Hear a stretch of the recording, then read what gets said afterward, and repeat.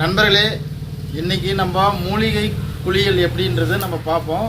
இந்த மூலிகையெல்லாம் போட்டு தான் இன்றைக்கி நம்ம குளிக்க போகிறோம். வாங்க என்னென்ன மூலிகைன்றது நான் சொல்கிறேன்.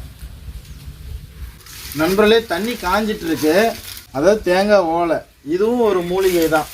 இதை போட்டு தான் நம்ம அடுப்பு எரி விட போகிறோம்.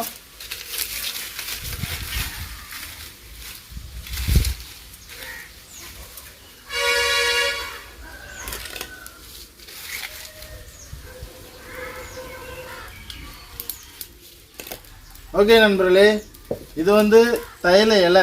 இந்த தைல இலையை நம்ம கட் பண்ணி போட்டுப்போம்.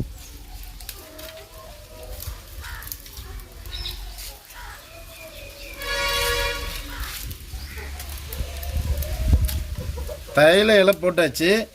அடுத்து வந்து இது வந்து கருவேப்பிலை. இந்த கருவேப்பிலையும் போட்டுக்கலாம்.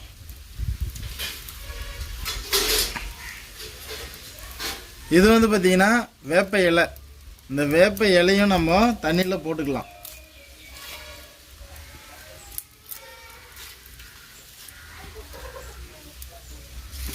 இப்போ நல்லா எரிய விடலாம் அடுப்பு. தண்ணி நல்லா கொதித்த உடனே இதில் இருக்கிற அப்படியே அந்த சாரம், இதில் இருக்கிற சத்து மொத்தம் தண்ணியில் இறங்கும். தண்ணியில் இறங்கின பிறகு இந்த தண்ணி வந்து மூலிகை தண்ணியாக மாறிடும். இந்த தண்ணியில் நம்ம குளித்தோம்னா நம்ம உடல் நல்லா ஆரோக்கியமாக இருக்கும், நல்லா செழிப்பாக இருக்கலாம். இன்றைக்கெல்லாம் நல்லா கலகலன்னு இருக்கலாம். இது பாருங்கள், அடுப்பு எரி விடுறது கூட மூலிகை தான். இந்த பாருங்கள், தேங்காய் ஓலை. தேங்காய் ஓலையில் தான் நான் எரி விட்டுட்ருக்கேன்.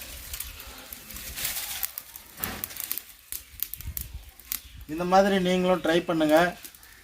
கண்டிப்பாக நம்ம உடல் சோர்வு இருக்காது, நல்லா ஆரோக்கியமாக இருக்கலாம், ஜுரம் வராது.